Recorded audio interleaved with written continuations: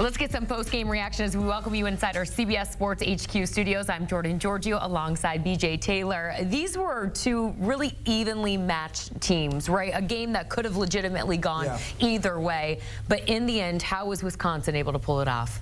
You got to give a lot of credit to Tonje, right? Now, we know he missed those 2 free throws there down the stretch, but just like a veteran guard should, he made the play there to close out the game at the end. Jeremiah Fears is coming down the court full speed, has a chance to get one of those miracle three-pointers off, and Tonje just takes it out of his hands, right? Gets all ball there with swipe with the reach. He really led the day. 32 points, continues to be the best player in the Big Ten tournament. John Blackwell's come along for the ride as well. He scored in double figures once again for the 2nd game in a row. And if you're looking at Greg Gard's group right now and wondering how much noise they can make in the NCAA tournament, all right, they can make a lot of noise. They've got the pieces. They've got Steve Crowell inside, a big fella that can score. At times, he rebounds the ball well, protects the rim. But when you have a Tonje in the backcourt, a guy like him, you can put the ball in his hands, tell him, take us to the promised land. Get us where we need to go. That's what they have. You need that this time of year. You look at what they had last season with A.J. Storr, another guy that was incredible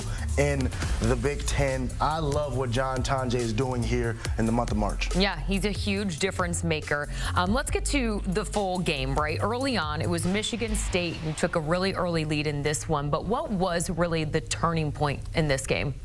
Well, there was an instance in the game, a sequence where there was a technical foul, and then that led into a 7-0 run, essentially, a 9-0 run, excuse me, for Wisconsin. Michigan State had a 2-point lead at that time, and then that sequence of events that all took place sort of snowballed and created a little bit too much of a I guess you would say, a mountain for Michigan State to overcome, right? Michigan State is not a group that scores the ball at a very high clip. They don't lean on 1 or 2 individual players to make plays for them. Their whole motto is 1, extremely stingy defense. Number 2, strength in numbers. They want to wear you down. They want to play multiple guys, about 9 or 10 guys, over 10 minutes per game. Their scoring is extremely balanced from the top down. They're one of the lowest volume 3-point shooting teams in all of college basketball. To be as successful as they've been, they have a very small margin of error when it comes to winning basketball games. Now, they've shown throughout the year they can do that because they've won at the highest level in the Big Ten. That's why they were the regular season champions. But Michigan State does not have the margin of error that some of the other teams do,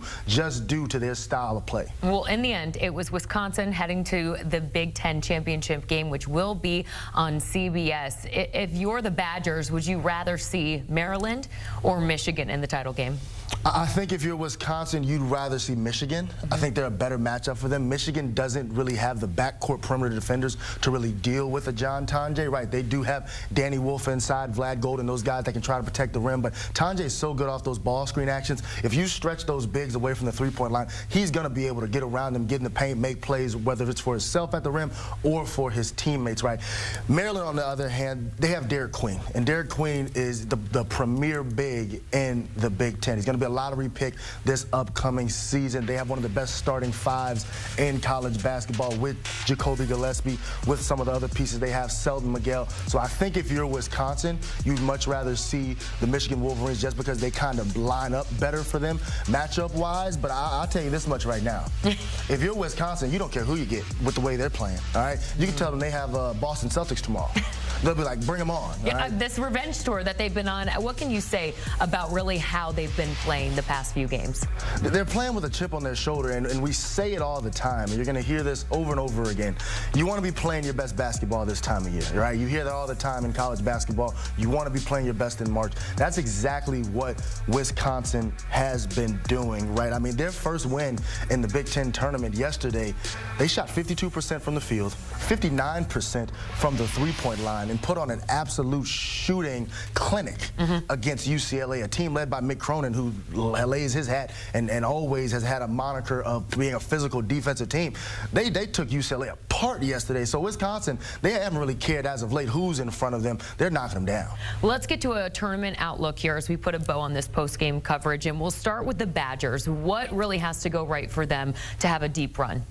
Well, one, they have to stay healthy, all right? They got to keep Tonje on the floor exclusively. He has to stay out there because without him, nothing that Wisconsin does goes, right? He is the engine to the car. He is the motor to the plane. They need him out there on the floor. He is the sail to their sailboat.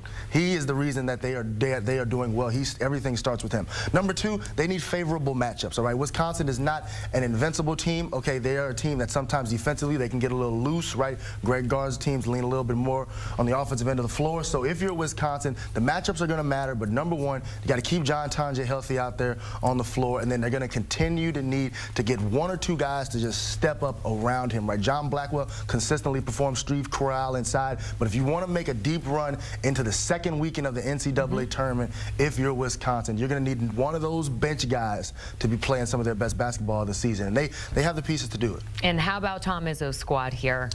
What has to go right? Yeah, you know, Michigan State's an interesting case. You know, we were talking earlier. Michigan State, for all the Big 12, all the Big Ten regular season titles that they have, for all the Big Ten tournament titles, 6 Big Ten tournament titles for Tom Izzo, multiple Final Four appearances. I believe he's been there 8 times.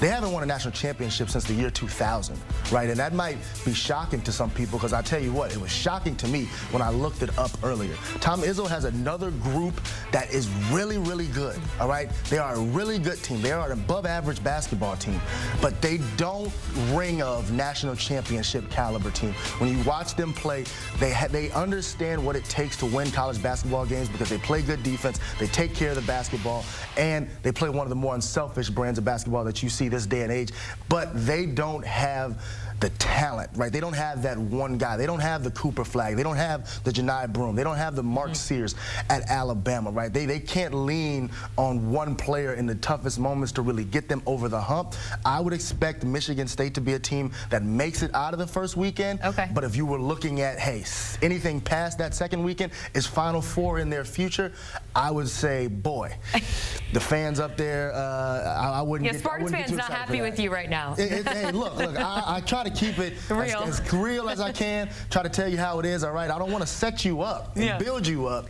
so that you can fall. I want to get your expectations right where they need to be, and I like Michigan State, but they don't have the pieces to explode offensively, and their margin of error for winning games is just so tight. And in March, you always run up against that one team that makes 15, 16 threes in a game, you know, shoots 50% or more from the field, and that's going to put a lot of pressure on Tom Izzo's group. So I'm a firm believer in everything that he stands for. I'm a firm believer in what they are as a program. For him to continue to have success in this day and age where the landscape has changed and we've seen so many of the old guard fall out, hats off to Tom Izzo. But I'm more so saying the players on the floor, the pieces that he has, does not ring of national championship. All right, we will leave it there. Spartans fans just so upset with you. The tweets are going to be flowing in My Twitter soon. handle is BJ_Taylor_1. There we go. Take your shots at our own BJ Taylor. But it's March. Anything can happen. More tournament talk on the way. But for now, Wisconsin headed to the Big Ten championship game, which is on CBS tomorrow, Sunday, 3:30 Eastern will be tip-off. You can also stream on Paramount Plus. They will face the winner of either Michigan or Maryland later on today.